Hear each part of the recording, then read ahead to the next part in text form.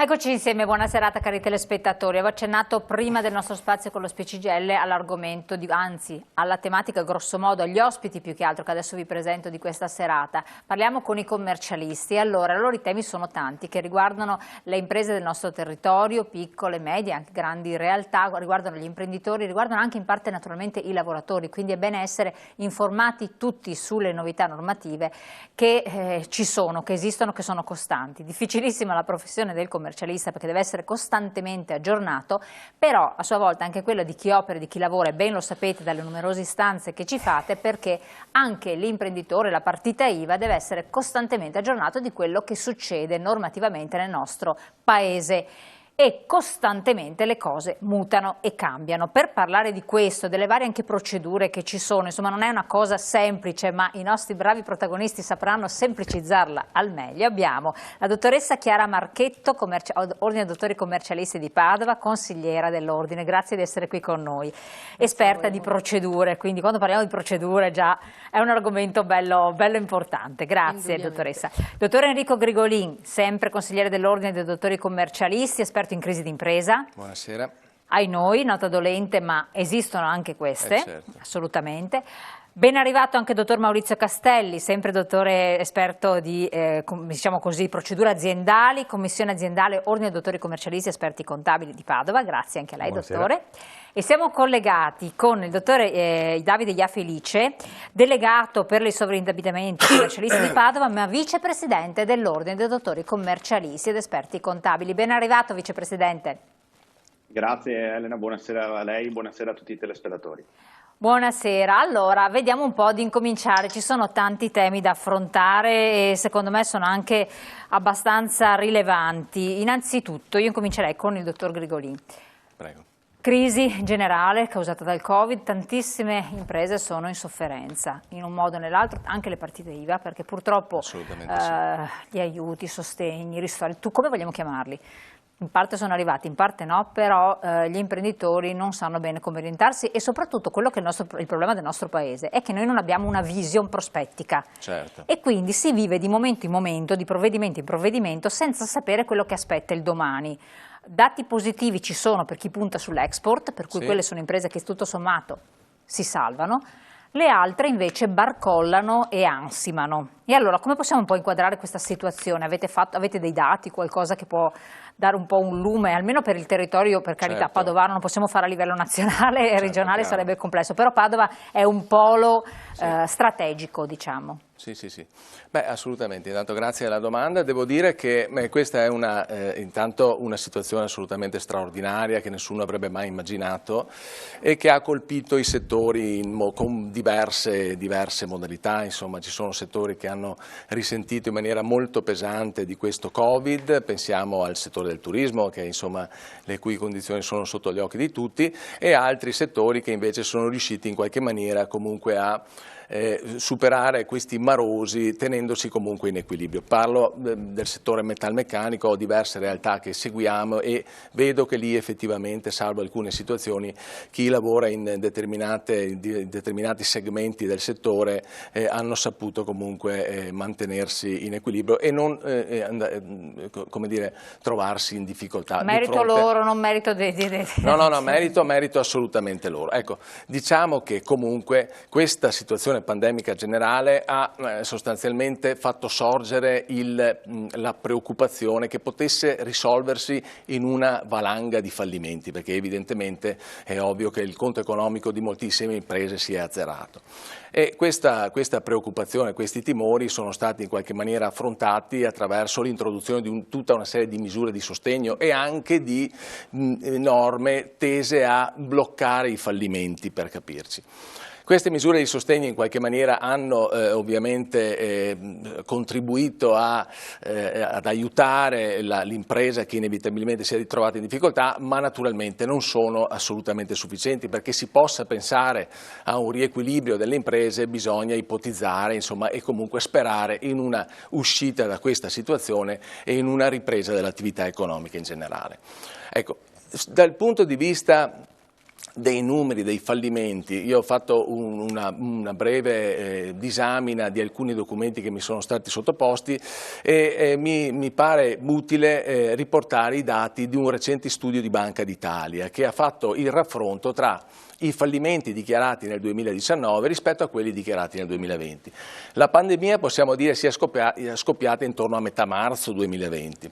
Ecco, mettendo a confronto il 2019 con il 2020 si riscontra che nel 2020 c'è stato un terzo di fallimenti in meno rispetto all'anno precedente. 11.000 sono stati i fallimenti dichiarati nel 2019 e circa 8.000 e qualcosa nel 2020. Secondo Banca d'Italia questa parte di fallimenti che non è stata di fatto dichiarata è comunque riconducibile alla sospensione delle istanze di fallimento che sostanzialmente da marzo a giugno non sono state dichiarate improcedibili e oltre a un rallentamento della macchina della giustizia per effetto delle misure di contenimento del Covid. Infatti stavo pensando proprio a quello perché alla fine... Però sostanzialmente l'esame porta a ritenere che questi fallimenti, 3.700 sono stimati in termini numerici, siano riferibili a società che comunque sarebbero state dichiarate fallite a prescindere dall'intervento di questa situazione e che però grazie anche agli aiuti che sono stati previsti ed erogati in loro favore hanno comunque ritenuto di continuare l'attività. Si pensa che questa parte di fallimenti si riversi poi tra il 2001 e il 2022 e in aggiunta a questi fallimenti mancati nel 2020 si andrebbe ad aggiungere la quota parte di fallimenti determinati dal Covid. Il Covid nel 2020 ha comportato una contrazione del PIL di circa 9 punti. Questa contrazione di 9 punti si traduce in un incremento dei fallimenti pari a 2.800 unità. Quindi tra il 2021 e il 2022, secondo uno studio di Banca d'Italia, noi dovremo trovarci a dover gestire 6.500 fallimenti in più. Questo stiamo dicendo a livello nazionale? Questo a livello nazionale. Se spostiamo l'attenzione a livello locale, in particolare sul Tribunale di Padova, possiamo notare che tra il 2019 e il 2020 c'è stata una contrazione dei fallimenti che va intorno al 15%. Erano 185 nel 2019 e sono 162 nel 2020. Ecco, quello che mi sembrava utile verificare era se nel 2021 effettivamente, posto che adesso siamo ormai al terzo mese dell'anno 2021, se in qualche maniera si fosse riscontrato un incremento di fallimenti. Perché si terrebbe in conto tutto il 2020 sostanzialmente, quando si parla di 21 sia tutto l'anno horribilis del 2020. Insomma, esattamente. Quindi sostanzialmente questo maggior numero di fallimenti dovrebbe tradursi in dichiarazioni tra il 2021 e il 2022. Però se andiamo a vedere i fallimenti dichiarati fino al 30 del 29 ad oggi sostanzialmente, vediamo che questi sono abbastanza in linea con quelli del 2020 e del 2019. Quindi di fatto non abbiamo ancora avuto non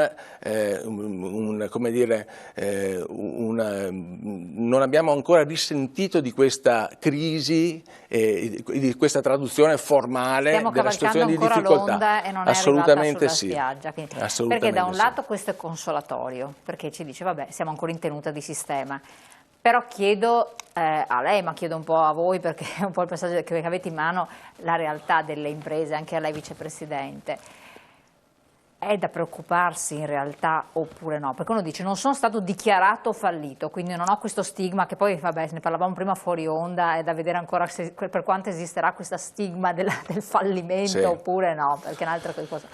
Ma sono allertati, gli imprenditori sono consapevoli che quelli che sono in questa situazione di limbo possono rischiare seriamente, quindi la tenuta del nostro sistema produttivo locale può essere seriamente messa in discussione, secondo lei? Ma allora diciamo che è una situazione di cui dovremmo tutti essere consapevoli. Noi tra l'altro come ordine... Ma voi più di altri perché ne avete una contezza piena. Sì, assolutamente. Certo è che nel momento in cui siamo alla guida di un'impresa che non presenta delle prospettive di riequilibrio e che magari magari si mantiene sostanzialmente in condizioni di regolarità nei pagamenti grazie, che ne so, alla moratoria, e sappiamo che la moratoria ha scadenza il 30 di giugno, okay. È ovvio che una preoccupazione ce la dobbiamo far venire sostanzialmente, perché dobbiamo capire come riusciremo poi a superare quel momento in cui la scadenza delle rate tornerà ad essere quella originaria, quindi questo è assolutamente un tema che va affrontato. Assolutamente.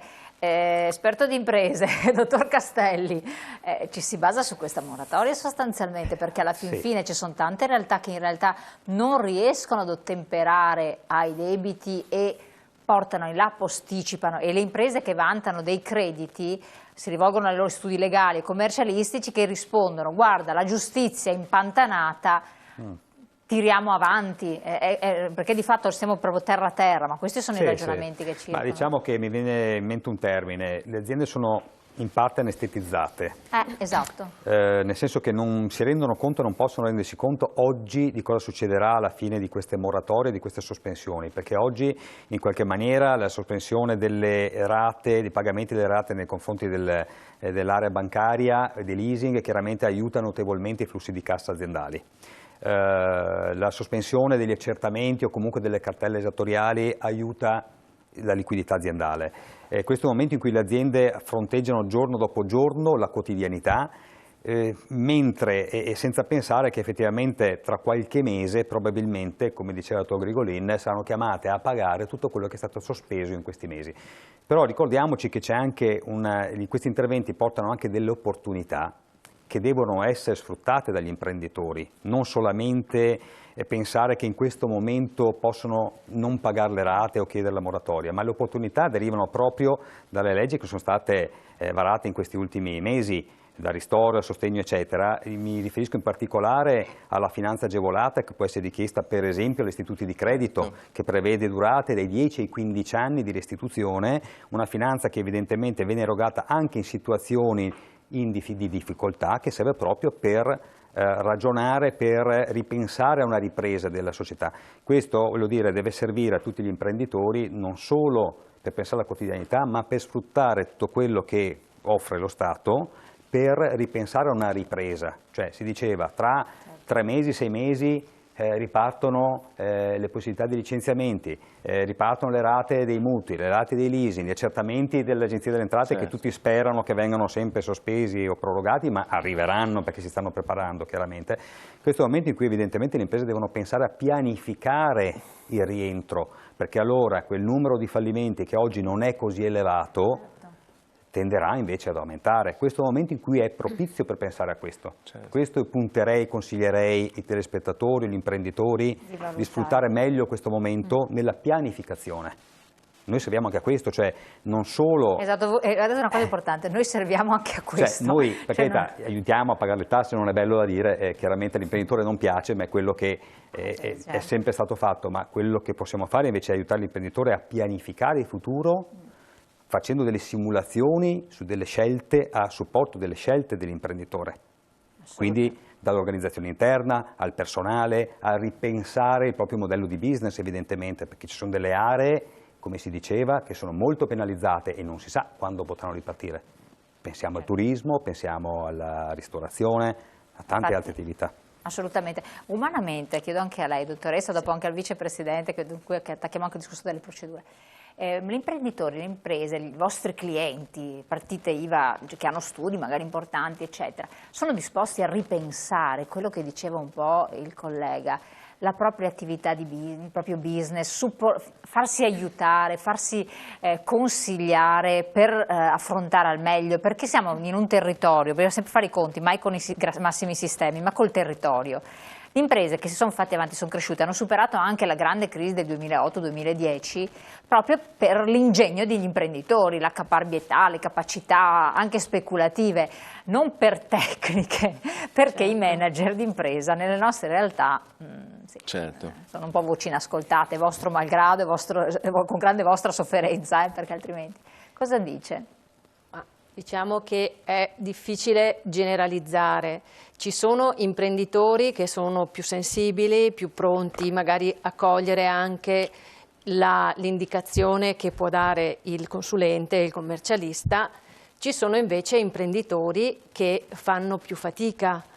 Ma perché non si fidano, si fidano solo di se stessi, manca la cultura di impresa e di fare sistema, è colpa dei professionisti, vuoi che possa essere il legale, l'avvocato anziché il commercialista, il notaio, perché i notai lamentano anche loro la stessa cosa di essere convocati magari all'ultimo. Diciamo che c'è sicuramente da parte di una certa tipologia di imprenditore l'idea che farsi assistere dal consulente bravo, capace, sia costoso e quindi non ha la percezione di quello che può essere poi l'apporto del professionista. E, diciamo che io come esperta di procedure mi approccio all'imprenditore ormai nella fase, diciamo, patologica. E molto spesso mi rendo conto che l'imprenditore fino all'ultimo fa fatica a lasciare la propria è per quello che glielo chiesto, vuole arrivare al dunque, cioè che qualche volta può essere capitato che il consulente non sia stato all'altezza, ma molte volte succede che l'imprenditore ritenga di fare meglio di testa propria, magari disattendendo quelle che sono le indicazioni dei commercialisti. Si trova quindi in queste situazioni. Sì. Le procedure concorsuali che sono più difficili da affrontare in questo contingente, quali sono? Allora, da un punto di vista umano possiamo dire che sono le esecuzioni individuali, in quanto sono procedure. Cosa vuol dire esecuzioni individuali? Ecco, sono delle procedure che hanno ad oggetto un immobile. È una procedura che quindi il singolo creditore attiva nei confronti del debitore e, come dicevo, il più delle volte ha ad oggetto l'abitazione principale.